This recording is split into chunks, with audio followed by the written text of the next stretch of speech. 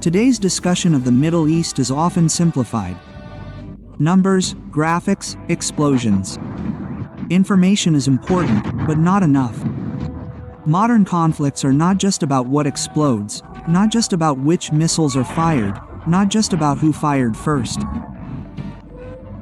In strategic analysis, conflicts are read from changes in behavior, from calculations, from the patterns of decisions made by state actors when faced with pressure. The past few days have shown a clear shift in calculations. Not dramatic, not emotional, but systematic. Signs are visible in actions, communications, and asset deployments. Messages are conveyed without words in a calculated manner. This is not about who is more aggressive. It is about who manages to force the opponent to rethink. This is a crucial opening because calculations determine consequences, and consequences determine regional balance.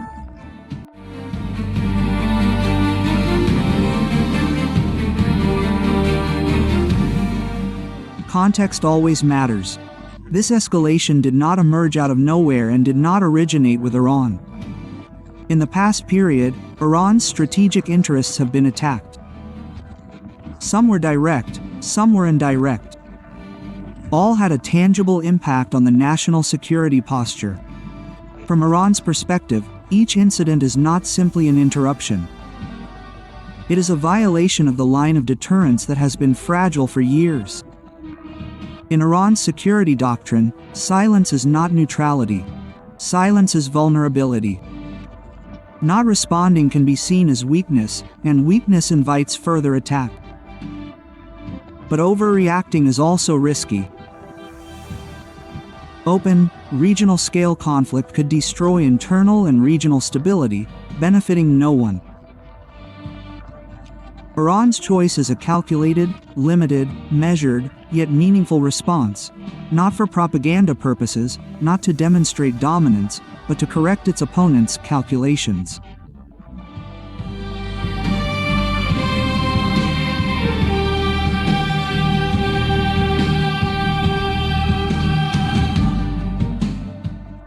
Iran is often portrayed as an emotional, irrational, and impulsive actor. Long-term behavioral data suggests otherwise. In many crises, Iran has exercised restraint, observed its opponents, gauged international pressure, analyzed the long-term risks, and then acted. This is not impulsive behavior, it is calculated. Responses are rarely designed to cause maximum damage. The primary goal is to send a message to opponents, allies, and the international community. That message can be technical, symbolic, or strategic. The key to analysis is understanding motivation, not simply action. Every Iranian move is part of a broader strategy. It is not a knee-jerk reaction, not an emotional outburst. This is crucial for understanding shifting regional balances.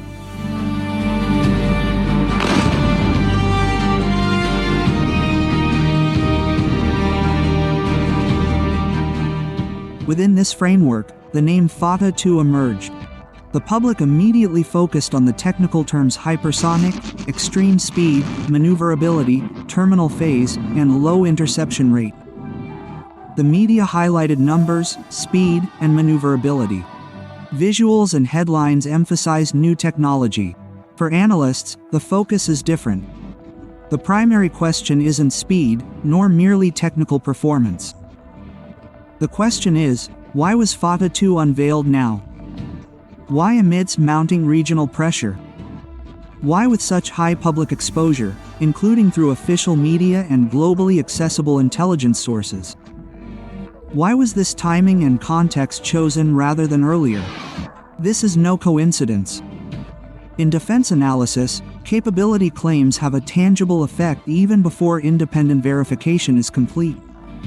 Simply by disseminating initial information, the strategic impact is immediate. Opponents are forced to revise worst-case scenarios. Defense simulations are updated, budgets are reassessed, military posture and personnel readiness are reconsidered. Political decisions and diplomatic channels are affected. All this happens without a single shot being fired, without a single explosion. Fateh 2 is more than just a missile. Every element of this weapon is a message. Its shape, its capabilities, the timing of its announcement, even the accompanying rhetoric. All are intended to influence the opponent's perception.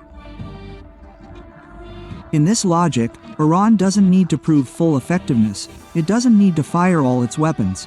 It's enough to make the opponent unable to ignore it.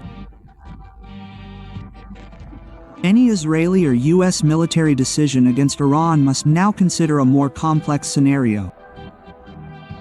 Not just the missile's technical capability, not just the number of successful interceptions, but the long-term consequences of each action.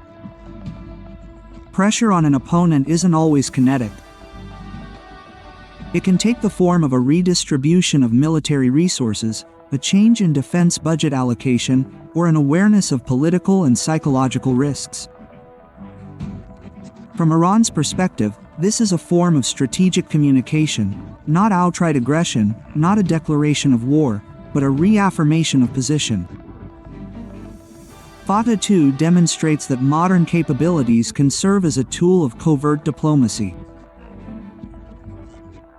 The emergence of these weapons forces opponents to rethink not only their destructive capabilities, but also how their every action will be read and recalculated.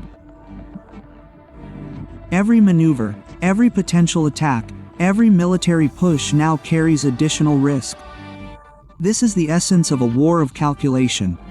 The message is conveyed without firing a shot, without new casualties, and most importantly, the impact is immediately felt in the opponent's posture and behavior. In the long run, Fateh 2 is changing risk perception beyond simply adding to Iran's military inventory, not just another number on the threat map, but a tool to influence the political decisions and military strategy of others.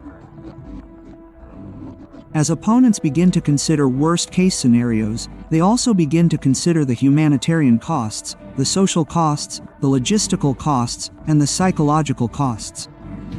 This all happens before a single missile is fired. Each element of Fateh 2 is a signal. The form, capabilities, and context of its announcement send a message of its own. The message is that any attack on Iran must now be considered twice. And this message is not rhetoric. It is a real strategic calculation. Iran, through Fateh 2, demonstrates a crucial principle in modern conflict. Military capability is a communication tool. Not just a means of destruction, not just a weapon, but an instrument that alters the opponent's perceptions and calculations.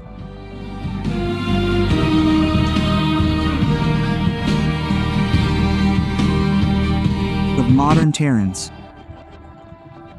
It is not about attacking first, but making any attack on oneself costly militarily, politically, and socially. Fateh 2 is a strategic communication tool. It conveys the consequences for the attacker, not for destruction, not for sensationalism. This message is clear to analysts, but perhaps invisible to the average public.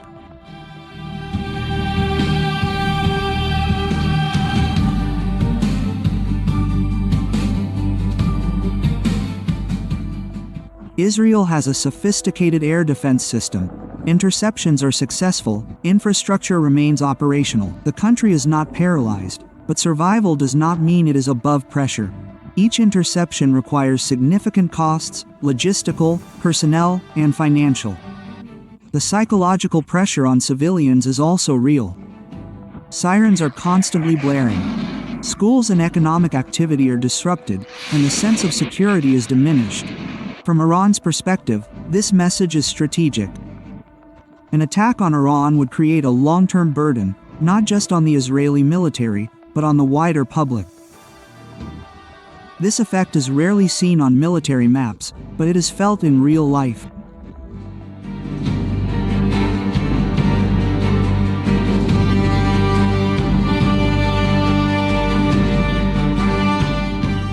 No analysis is complete without acknowledging the humanitarian impact.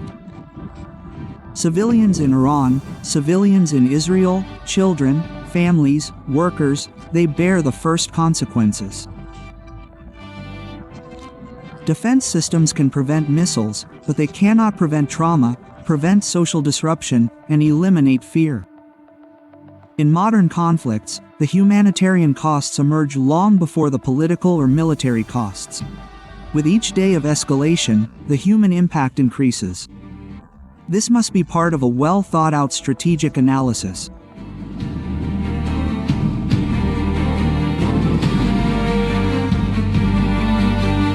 Are often read by the public as true or false. For analysts, the focus is different. Such claims exert psychological pressure, especially on political elites. They influence perceptions of security, political stability, and decision-making processes.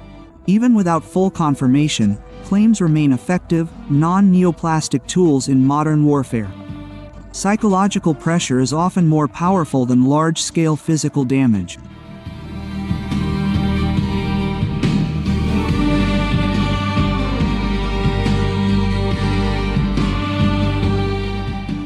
The role of the United States remains central. Washington is the dominant power. Its military support is significant. Its political influence is extensive. But dominance carries consequences. Every escalation increases the risk of deeper engagement. Every support narrows the diplomatic space. Every regional conflict has global implications. Strategic criticism arises here. An offensive approach without a de-escalation pathway increases instability. Ironically, Iran's measured response allows Washington to restrain further escalation.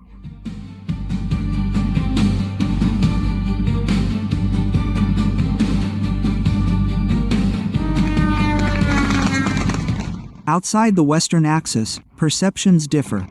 Many countries read Iran's actions as a defensive response, not unilateral aggression. Narrative legitimacy determines political support, determining isolation or engagement. In this phase, Iran has relatively successfully avoided the stigma of being an unprovoked aggressor. This is crucial in establishing a diplomatic balance.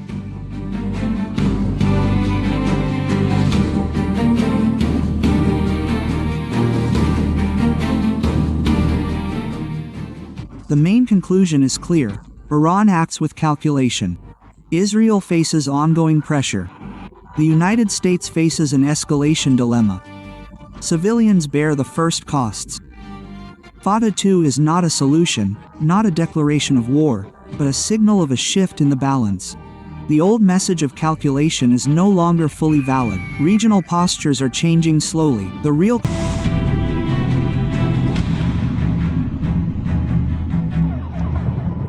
The question going forward is not who is strongest, not who strikes first.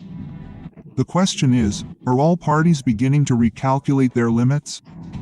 Will the humanitarian costs finally force a cautious approach? This analysis does not justify violence. It aims to understand before the next escalation occurs. Failure to understand is more dangerous than failure to act. If you want this kind of rational analytical space to continue, support this channel not for sensationalism, not for propaganda, but for understanding the world as it is. Disclaimer: this is an open source analysis. The situation may change rapidly.